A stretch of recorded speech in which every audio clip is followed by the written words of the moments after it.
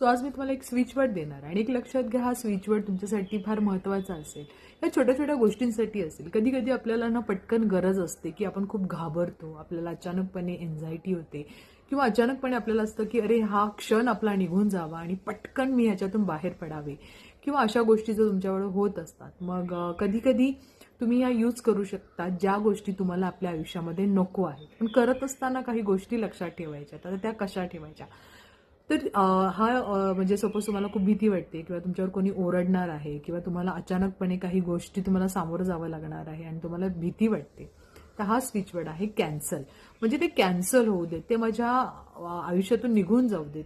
मग अशा वेळेला तुम्ही डोळे झाकायचे आहेत पूर्णपणे 45 वेळा, म्हणजे 45 टाइम्स तुम्हाला असं फील करायचं आहे की ते तुम्ही कॅन्सल करताय. मला एक कॅन्सल कॅन्सल जे काही आहे ते मी कॅन्सल करते, कॅन्सल कॅन्सल असं 45 टाइम्स तुम्ही करायचं आहे. बघा करून, नक्कीच तुम्हाला फायदा होईल.